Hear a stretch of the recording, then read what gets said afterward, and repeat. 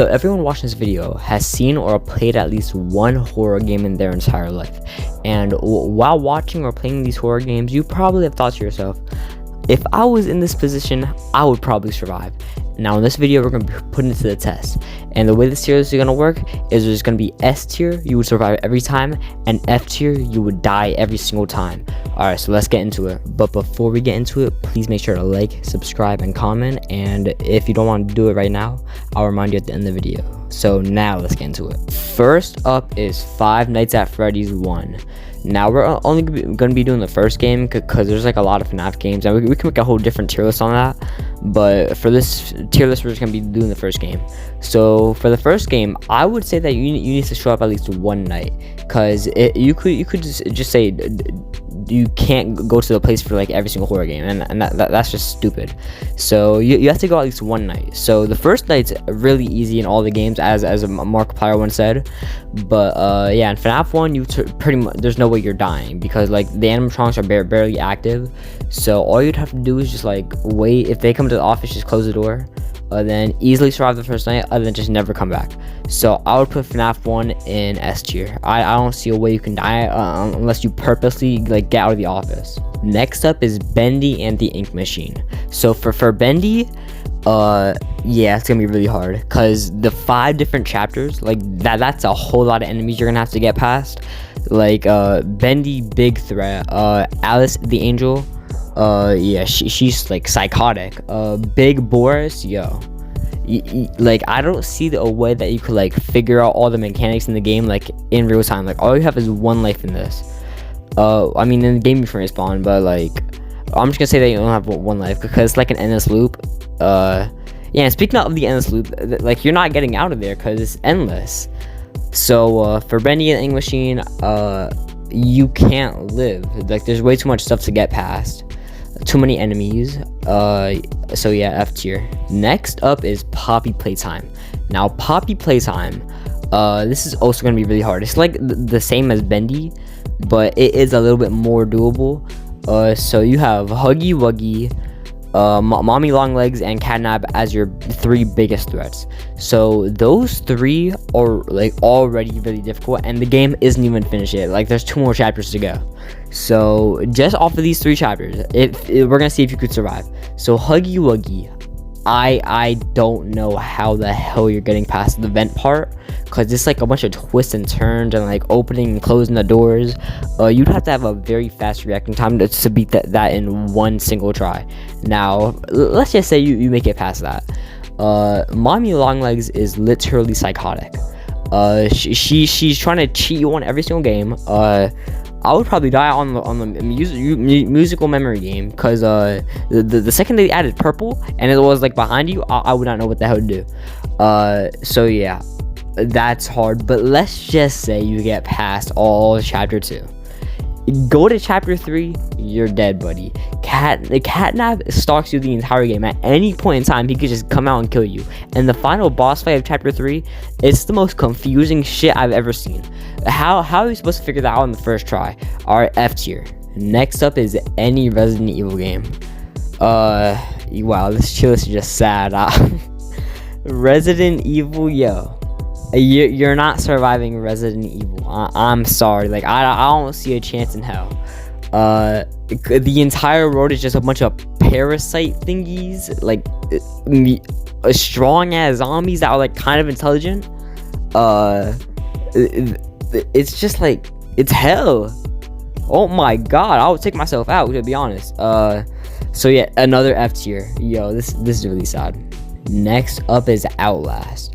So for Outlast, I'm gonna be very generous because everything else has been F tier. So in this game, you're like a paranormal investigator, right? So you go into the place, which is like the rules of this video is you have to go in there. Okay, so you go in there, right? All you have to do is just turn back immediately, cause like it's after like a little bit of like crawling around, that's when you get stuck. So if you go in there and see how creepy that place is, dip. Alright, get out. But if you do get stuck in there, the only real threat is that big, enormous guy. So you have to be really sneaky. So I would say your chances of surviving Outlast are like a B tier. I'm being very generous. Next up is Granny. Now this is where the tier list starts to get a little bit more easier. So with Granny, it's a goddamn grandma. If you lose to a grandma, it was natural selection. I don't care if she's like very buffed up in this game. It's a grandma at the end of the day. You're way faster. Just run out the window. Why don't they run out the window in the game? It makes no sense. So here's what I'm gonna do. Or like just run out the window. It's not that hard. Or just beat the shit out of grandma. All right. But she is strong, so that's the only reason it's going A tier. Cause like she does have a little bit of supernatural abilities. So if you like try to underestimate her and like try to box her, then you might lose. So that's A tier. Next up is Garten of Banban. It's so I'm going along a side tangent right here. Garten of Banban is so overhated. I don't even think it's trying to be a horror game at this point. It's trying to be a comedy, and it's working like hell. It's so funny. I wait every day for chapter 8. Oh my god, it's hilarious. But back to the survivability. Garten of Banban, it's a lot of stuff to get through. Just like a Bendy and Poppy, like it's more than them, but the threats are like way less serious. It's like there's a bird that you have to fight. Like I could box or peel a bird. I could two-piece it. But yeah, you can turn back, I'm pretty sure. So that's another way to survive. Like you just go in there, you see the bird, you just dip, but before like the floor closes, like drops below you, you can just leave your kid. But if you do like go all the way through, there's a lot of threats in there, like, but I would say the only real threat is Jumbo Josh, because he's like enormous. He's like a giant gorilla green thing. Actually, there are a couple other threats, like Stinger Flynn. He's pretty powerful. Same with Demon Banban and Bitter Giggle. I'm pretty sure it's pretty strong, and the Kangaroo Kids are pretty powerful too. So I'm putting Garten of Banban in C tier, because there is a lot of enemies to get past. Next up is Baldi's Basics. Now Baldi's Basics, it might seem easy, which compared to the other games on this list, it is pretty easy, but it's still a challenge, because with each notebook you collect, it gets harder and harder, because Baldi gets stronger and stronger, and he gets better at hearing, he gets faster.